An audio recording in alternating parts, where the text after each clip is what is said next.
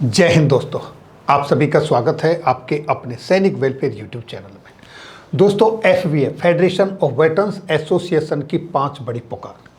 साथियों, तैयार हो जाइए। जैसा कि आप सभी जानते हो, पूर्व सैनिकों की जो विसंगतियां हैं OROP में एंड अदर विसंगतियां, उनके लिए जो फेडरेशन का गठन हुआ है, उसकी कोर कमेटी की मीटिंग हुई। उसके कोर कमेटी की मीटिंग में और फेडरेशन के साथ जितने भी पूर्व सैनिकों के संगठन एफिलिएटेड हैं, उनकी तरफ से जो फीडबैक आए, उन सब को संग्रह करके कोर कमेटी ने जुलाई महीने के लिए 5 बड़ी पुकार दी हैं।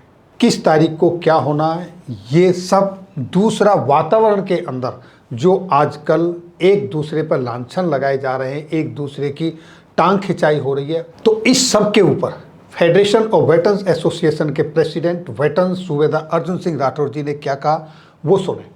दूसरा, सारी ये इन्फॉर्मेशन अपने सभी साथियों के साथ शेयर करें। ज़्यादा से ज़्यादा हर मूवमेंट के लिए 5 जो कॉल हैं, 5 जो पुकार हैं, 5 जो मूवमेंट हैं, एक से बढ़कर एक उनके परिणाम आएँ। इसलिए आप सभी को अपने सभी साथियों के साथ ये शेयर करना है, सबको इन्फॉर्मेशन देनी है और सबको साथ लेकर चलना है। तो आइए सुनते हैं पूरी बात माननीय अर्जुन सिंह राठौर जी से। फेडरेशन ऑफ वेटरन्स एसोसिएशन के सभी साथियों को नमस्कार, जय हिंद। हम सभी जानते हैं कि 9 अप्रैल 2023 को पहली बार जवानों और JCOs के संगठनों के फेडरेशन का गठन किया गया। करीब 100 से अधिक संगठनों के लाखों सदस्यों की सहमति रही और उद्देश्य था सब मिलकर आवाज़ बुलंद करें। लाखों पूर्व सैनिकों और वीर नारियों के कल्याण के पवित्र उद्देश्य को सामने रखकर आगे बढ़ने का निर्णय लिया गया। एक तदर्थ कमेटी के माध्यम से फेडरेशन को एक सुदृढ़ स्वरूप प्रदान करने का जिम्मा सौंपा गया। हर नए काम को पूरा करने के लिए कई चुनौतियों का भी सामना करना पड़ता है, जो इस कमेटी को भी करना पड़ रहा है। पर दुर्भाग्य तो यह है कि जिन पूर्व सैनिक साथियों का रत्ती भर भी सहयोग नहीं है, ना सहयोग रहा है, वो फेडरेशन की कमेटी, कार्यप्रणाली और उसकी निष्ठा पर अनर्गल सवालिया निशान खड़ा कर स्वयं को श्रेष्ठ प्रमाणित करने का पत्र देते हुए अपना आधिपत्य फेडरेशन पे जमाना चाहते हैं। उनको पूर्व सैनिक परिवारों की समस्याओं के समाधान में कोई रुचि नहीं है। कुछ लोगों को अपने आप को स्टेट का प्रधान स्थापित करना है, कुछ को पूर्व सैनिकों के कंधे पर चढ़कर राजनीति चमकाना है, कुछ को अपना व्यवसाय बढ़ाना है, तो कुछ को मीडिया में अपना चेहरा दिखाना है। साथियों, इस काम के लिए तो आपने फेडरेशन नहीं बनाया था। जाहिर है, जब तक मेजॉरिटी चाहेगी, शायद ऐसे लोगों के मंसूबे पूरा करने की इजाज़त ये मंच देगा भी नहीं। हमारे विधान के बारे में बताना चाहूँगा। एक पवित्र उद्देश्यों का इसमें समावेश किया गया है। फेडरेशन से जुड़ने वाले सभी संगठनों को समाधान भागीदारी दी गई है, समान। सुदृढ़ विधान है, पारदर्शिता है, किसी को भी मनमानी नहीं करने की पाबंदी है। उसमें पारदर्शी लेखा जोखा का प्रावधान किया गया है, समय पर मीटिंग का प्रावधान है, समय पर चुनाव का प्रावधान है। किसी भी स्टेट से एक प्रधान नहीं, बल्कि ज़्यादा से ज़्यादा स्टेट के सभी संगठनों के प्रधान और एक डेलीगेट के साथ गवर्निंग काउंसिल का नेतृत्व उसमें शामिल है। आम सहमति से निर्णय लेने का प्रावधान है। स्टेट लेवल पर सामंजस्य स्थापित करने के लिए समन्वयों का प्रावधान है।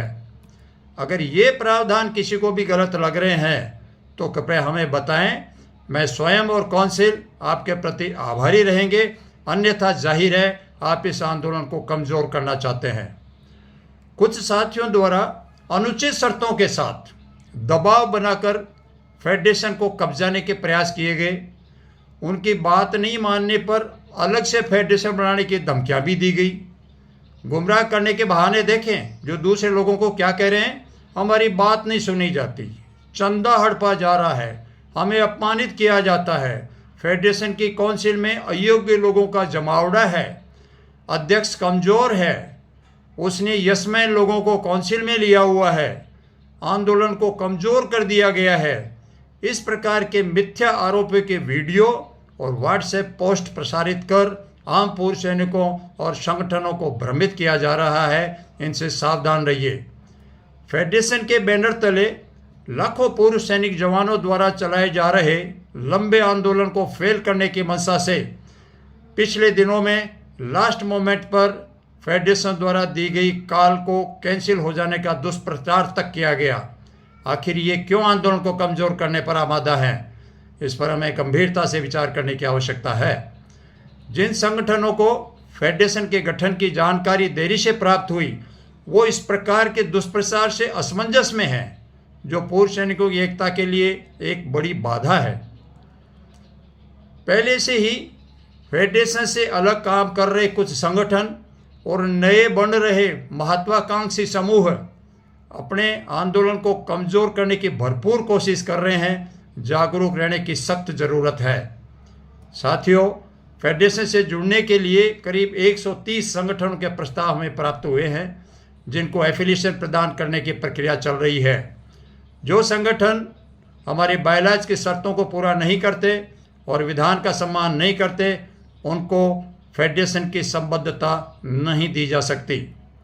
हमें प्राप्त समर्थन पत्रों के आधार पर एक रफ सूची तैयार की गई, जिसका एक व्हाट्सएप ग्रुप भी चल रहा है, और एफिलिएशन की प्रक्रिया पूरी होते ही जो संगठन मापदंड पूरा नहीं करते हैं उनको सूची से बाहर किया जाएगा और फाइनल सूची जारी कर दी जाएगी।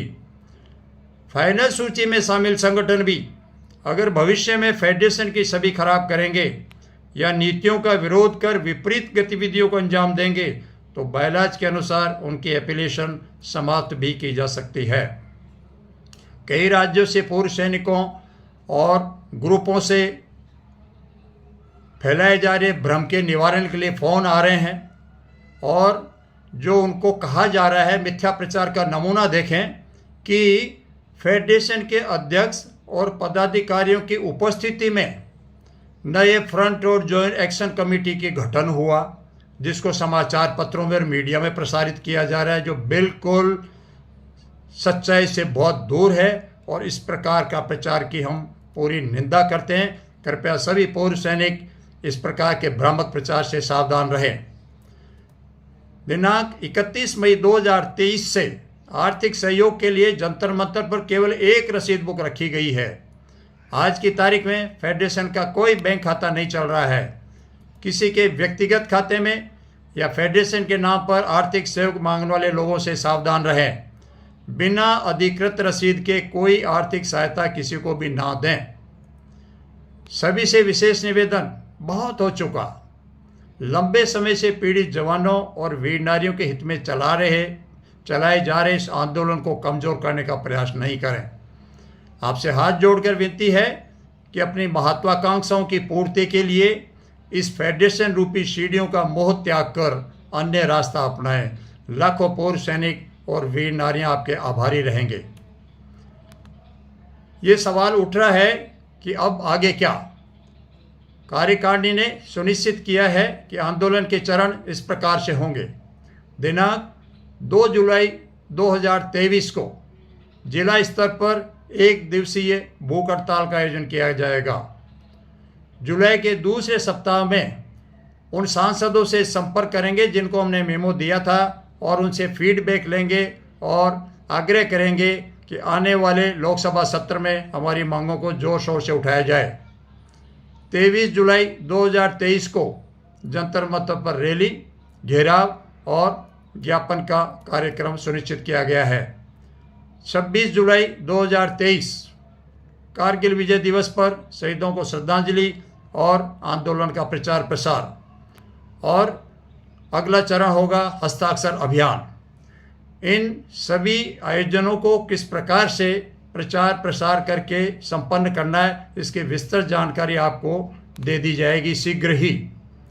इसके अलावा ये सारे आयोजन जुलाई महीने में ही हमारे संपन्न किए जाएंगे, और आगे आने वाले महीने अगस्त या आगे के महीनों के लिए फिलहाल फेडरेशन की ओर से कोई कॉल या आयोजन नहीं है।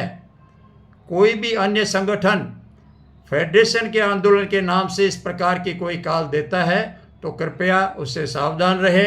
वो फेडरेशन का आयोजन नहीं है। आगामी कॉल जो भी होगी आपको समय पर सूचित कर दिया जाएगा। सभी संगठन अपने स्तर पर तैयारी शुरू करें। प्रशासन से कार्यक्रम आयोजन हेतु पूरी स्वीकृति लें।